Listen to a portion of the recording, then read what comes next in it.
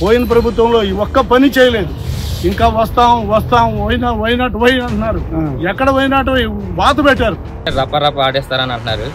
మా చంద్రబాబు నాయుడు గారు మాకు ఆదేశం అలా వదిలితే మీరు కూడా రప్ప ఆడేయమంటే మా రప్ప టీడీపీ గవర్నమెంట్లో సిద్ధార్థనగర్లో మేము చూపించగలుగుతాం.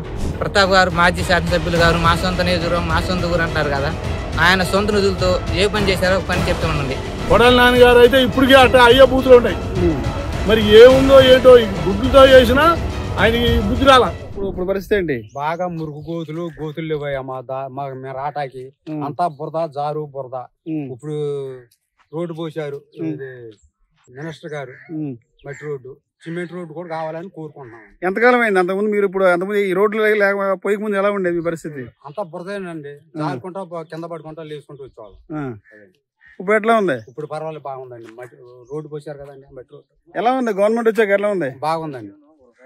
ఏమన్నా మారింది అప్పటికప్పుడు మీ ఊరు? మారినట్టు కనపడుతుందండి. ఓకే, ఏమన్నా పథకాలు వస్తున్నాయి మీకు? వస్తున్నాయండి. ఏమొస్తున్నాయి? పింఛనీళ్ళు వస్తున్నాయి. ఎంత ఇస్తున్నారు? 4,000 అండి. ఓకే, ఒక ఆన్లైన్లో తిడతాం. కొడాలి నాన్నగారు అయితే ఇప్పటికే అట్లా అయ్యే బూతులు ఉంటాయి. మరి ఏముందో ఏంటో గుడ్లతో చేసినా ఆయనకి బుద్ధి రాల. అట్లాంటి పరిస్థితి అయింది. అట్లాగే ఈ ప్రభుత్వం మాత్రం శుభ్రంగా బాగానే ఉందండి. ఈ ప్రభుత్వంలో అందరికీ సంక్షేమ పథకాలు కానీ, పెన్షన్ కానీ, ఇంకా ఏదైనా ఇతర అన్ని పనులు బాగానే ఉన్నాయి. ఇక్కడ ఎక్కువ రైతులు మ్యాంగో మీద ఆధారపడి, సంవత్సరానికి ఒక పంట దాని మీద ఆధారపడి బతుకుతున్నారు. కొంతమంది ఈ మామిడి తోట నష్టం వైదేలిన తర్వాత పేను పడిపోవటం, అట్లాగే పొండేక పొడి చేయటం, అలా నష్టం కలుగుతుంది.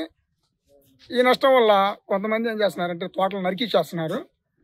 వేరే వేరే పంటలు వేసుకుంటామని 2 పంటలుగా వస్తున్నాయి. అలాగే మిను, మొక్కజొన్న అలా ఈ రకంగా జరుగుతుంది. రైతులంతా ఈ రకంగా తోటలు కూడా నాశనం చేస్తున్నారు. మన ప్రభుత్వం మన తెలుగుదేశం పార్టీ ప్రభుత్వం, మన సీఎం గారు కానీ, మన కొలుచు పారసారథి గారు కానీ దీన్ని దృష్టిలో పెట్టుకొని మా రైతులకు కూడా న్యాయం చేసేటట్టుగా, సంవత్సరానికి ఒక పంట మీదే బతుకుతున్నాం కాబట్టి చాలా నష్టపోయి ఉన్నాం. గవర్నమెంట్ బాగానే ఉందండి. మా ప్రభుత్వంలో అన్ని పనులు జరుగుతున్నాయి. అన్ని సంక్షేమ పథకాలు మొత్తం అమలు చేస్తున్నారు. చంద్రబాబు నాయుడు గారు, అలాగే కొలుచు పారసారథి గారు ఆధ్వర్యంలో అన్ని బాగానే ఉన్నాయి ఇప్పటికి.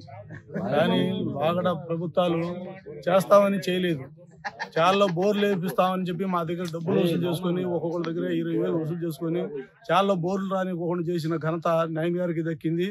ఈ గ్రామంలో ఆ గ్రామంలో కోనవరం కృష్ణకి దక్కింది ఏంటి.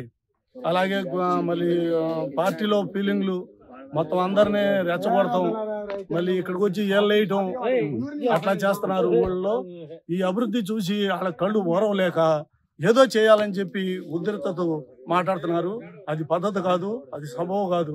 అందరూ సమానంగా ఉండి ఏ పని చేస్తున్నారు, ఏం చేయలేదు, ఏదో ఒకటి అని అడుక్కుంటాం మంచిది. కానీ అలా చేయటం తప్పు అని చెప్పి కోరుతూ మీ గతానికి ఇప్పుడు గట్ట ఉంది మీ ఊరు? గత ప్రభుత్వం ఎక్కడ ఒక్క పారమట్టి అదరి నుంచి జరిగేలా ఆ మాట అడిగినందుకు చాలా బోరు రానిలా. నాయన్ గారికి వెళ్ళి చెప్తే నాయన్ గారు ఏమో చేసుకోమంటాడు. నాయన్ గారు ఫోన్ చేస్తే ఇక్కడ కార్యకర్తలు ఫోన్ లేపరం. ఎమ్మెల్యే గారు, స్థానిక ఎమ్మెల్యే గారు ఉండి ఫోన్ చేస్తే ఇక్కడ కార్యకర్తలు ఫోన్ లేపలా. అట్లాంటి పరిస్థితుల్లో ఏడ్చుకుంటా వచ్చాం మేము చాలా నుంచి. అట్లాంటి పరిస్థితి చేశారు వైసీపీలో.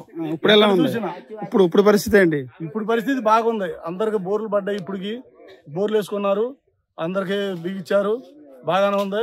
ఊళ్ళో మాత్రం రోడ్లు కూడా శాంక్షన్ అయినాయి, రోడ్లు వేస్తున్నారు, అన్ని బాగానే ఉన్నాయి, లైట్లు వేస్తున్నారు, అన్ని బాగానే ఉన్నాయి. ఇప్పటికి ఈ ప్రభుత్వం వచ్చాక అన్ని పనులు జరుగుతున్నాయి. పోయిన ప్రభుత్వంలో ఈ ఒక్క పని చేయలేదు. ఇంకా వస్తాం వైనాట్ వై అంటున్నారు. ఎక్కడ వైనాట్ వాత పెట్టారు, జనం వాత పెట్టారు. నడి మీద, ముడ్డి మీద, నోరు మీద వాత పెట్టారు. అయినా బుద్ధి రావట్లే వాళ్ళకి. నూజివీడు మండలం నూజివీడు సార్, మేము కొలుచు పారసారథి గారి ఆధ్వర్యంలో బాగా పనిచేస్తున్నారు. ఈ 2014 to 19 మధ్యలో ఎల్ఈడి లైట్స్ కానీ, సీసీ రోడ్లు కానీ ఎట్టేసినా చూడండి. 2019 to 24 వరకు వైసీపీ హయాంలో ఒక్క రోడ్డు కానీ, ఒక్క లైట్ కానీ ఎప్పుడైనా వేసారా చూపించండి. పోనీ సచివాలయం ఒక్క బిల్డింగ్ కూడా కట్టలేదు. ఇవాళ ఈ 16 నెలల్లోనే మా కొలుచు పారసారథి గారు 25 లక్షల సీసీ రోడ్స్ ఇచ్చారు. తర్వాత ఎల్ఈడి లైట్స్ మొన్నే బిగించాము. తర్వాత ఆయన సొంత నిధులతో ప్రతాప్ గారు మాజీ శాసనసభ్యులు గారు మా సొంత నియోజకవర్గం మా సొంత ఊరు అంటారు కదా, ఆయన సొంత నిధులతో ఏ పని చేశారో ఒక పని చెప్పి ఉండండి. మా సారథి గారు వచ్చి 16 నెలల్లోనే ఆయన సొంత నిధులతో 2 గ్రావెల్ రోడ్లు పోసాము. కూటమి ప్రభుత్వం వచ్చాక వైసీపీ వాళ్ళు అభివృద్ధి లేదని చెప్పుకునే విషయం అనేది చాలా అరాచకమైన విషయం. ఒకటి మా సిద్ధార్థ నగర్ గ్రామానికి వచ్చేప్పటికి కొలుసు పార్సారథి గారు మినిస్టర్ గారు 25 లక్షల రూపాయలు గ్రాంట్ ఇచ్చారు. 1 సంవత్సరం 6 నెలల కాలంలోనే వైసీపీ గత ప్రభుత్వంలో ఉన్న రోజున 10 లక్షల రూపాయలు పెట్టి సీసీ రోడ్లు వేస్తే వాళ్ళు సొంత ఇంటి దగ్గర చేసుకున్నారు. తప్ప నుంచి వరకు బయట అభివృద్ధి అనేది లేదు. గ్రామంలో సచివాలయాలు ఇచ్చినా కానీ అవి కూడా కట్టలేని పరిస్థితి. ఈ అభివృద్ధి గురించి వైసీపీలు మాట్లాడడానికి అవకాశం లేదు. ఈ నెక్స్ట్ కూడా కూటమి ప్రభుత్వమే అధికారంలోకి వస్తుంది. ఇంకొక విషయం ఏంటంటే రప్ప ఆడేస్తారని అంటున్నారు. మా చంద్రబాబు నాయుడు గారు మాకు ఆదేశం అలా వదిలితే మీరు కూడా రప్ప ఆడేయమంటే మా రప్ప టీడీపీ గవర్నమెంట్లో సిద్ధార్థ నగర్లో మేము చూపించగలుగుతాం. నర్సపేట గ్రామం, నూజివీడు మండలం, ఏలూరు జిల్లా. ఎలా ఉంది మీ గ్రామం డెవలప్మెంట్? మా గ్రామంలో గత 10 సంవత్సరాలు బట్టి వైసీపీ సర్పంచ్లే ఉన్నారు. వైసీపీ సర్పంచ్లు ఉన్నా కానీ ఒక సీసీ రోడ్డు పోసింది లేదు, ఒక మట్టి రోడ్డు పోసింది లేదు. కూటమి ప్రభుత్వం వచ్చిన ఈ 16 నెలల్లో 2 సంవత్సరాల లోపులోనే మాకు దగ్గరగా 500 మీటర్ల సీసీ రోడ్డు శాంక్షన్ అయింది. 200 మీటర్లు, అదేవిధంగా 500 మీటర్లు గ్రావెల్ రోడ్లు పోశారు. మా పార్టీ సిద్ధార్థ నగర్ నాయకత్వం పరిధిలో సారథి గారి సారథ్యంలో మా ఊర్లో సీసీ రోడ్డు శాంక్షన్ చేయించుకున్నాం. అదేవిధంగా గ్రావెల్ రోడ్డు కూడా పోయడం జరిగింది. ఒకసారి మీరు వచ్చి చూస్తే, ప్రతాప్ నారాయణ గారు వచ్చి చూసినా, మా గ్రామ పార్టీ సిద్ధార్థ నగర్ వైసీపీ నాయకులు వచ్చి చూసినా సరే నర్సపేటలో ఏ విధంగా ఉన్నాయి గ్రావెల్ రోడ్లు, సారథి గారి నాయకత్వంలో మా స్థానిక నాయకత్వం భద్రు గారు కానీ, గ్రామ పార్టీ ప్రెసిడెంట్ లక్ష్మీనారాయణ గారు కానీ ఏ విధంగా అభివృద్ధి చేశారు నర్సపేట అనేది మీరు ఒకసారి చూడవలసిందిగా స్థానిక మాజీ శాసనసభ్యులు గారిని, అదేవిధంగా మా గ్రామ వైసీపీ నాయకులను కూడా చూడవలసింది నేను మనవి చేసుకుంటున్నాను. దీంట్లో ఏ విధమైన గొడవలకు తావలేదు. ఇంకో విషయం ఏంటంటే పక్క గ్రామాల నుండి వచ్చారు మన గిరిజన సోదరులు పంచాయతీ సర్పంచులుగా గెలిచారు అంతకుముందు. వాళ్ళకి తెలియని విషయం ఏంటంటే చంద్రబాబు గారి దయ వల్లే వాళ్ళు సర్పంచులు అయ్యారు. అది ఏ విధంగా అనేది మీకు ఇప్పుడు చెప్తాను నేను. ఆ చంద్రబాబు నాయుడు గారు 2019కి ముందు 2014 టు 19 500 కన్నా ఎక్కువ జనాభా ఉన్న గిరిజన గ్రామాలని విడదీసి వెంకటాపాలెం పంచాయతీ నుండి 2 పంచాయతీలు విడదీసి కొత్తూరు తండా అనే పంచాయతీని, ఓగిరాల తండా అనే పంచాయతీని 2 పంచాయతీలు చేశారు. ప్యూర్గా 100% ఎస్టీ జనాభాతో. అందువల్లే వాళ్ళు పంచాయతీ సర్పంచ్గా గెలవగలిగారు, పంచాయతీ వార్డు మెంబర్గా గెలవగలిగారు. ఆ విషయం తెలియకుండా పక్క పంచాయతీ నుండి వచ్చి మా పంచాయతీలు విద్వేషాలు రెచ్చగొట్టాలని చూస్తున్నారు. అది సబబు కాదు. అది వాళ్ళకి తెలియకపోవచ్చు, అది మాకు తెలుసు. మా చంద్రబాబు నాయుడు గారు చేయటం వల్లే వాళ్ళు పంచాయతీ సర్పంచులు అయ్యారని. 500 జనాభాకి దేశంలో ఎక్కడా లేదు 500 గిరిజన జనాభా ఉన్న పంచాయతీలు చేయటం. అది తెలుసుకొని నడుచుకుంటే అందరికీ మంచిది. మీకు మాజీ శాసనసభ్యులు గారు కానీ నాయకులు కానీ నర్సపేట వచ్చి చూస్తే అభివృద్ధి తెలుస్తుంది. సారథి గారి నాయకత్వంలో మా స్థానిక నాయకులు అందరూ కలిసి గ్రావెల్ రోడ్లు పోయడం జరిగింది. కావాలంటే మీ మీడియా ముఖంగా మీకు కూడా చూపిస్తాం. ఇప్పుడు 4లో గూగుల్ తీసుకొచ్చేస్తే ప్రసక్తి ఉంటే ఆయనకి 11 సీట్ల పరిమితం ప్రజలు ఎందుకు చేస్తారు? అసలు గూగుల్ మీద ఆయనకు ఉన్న అవగాహన ఏంటి? టెక్నాలజీ మీద ఆయనకి ఉన్న అవగాహన ఏంటి? పరిజ్ఞానం ఏంటి? ఆయన కనీసం న్యాయ వ్యవస్థలను కూడా గౌరవించే పరిస్థితి లేదు.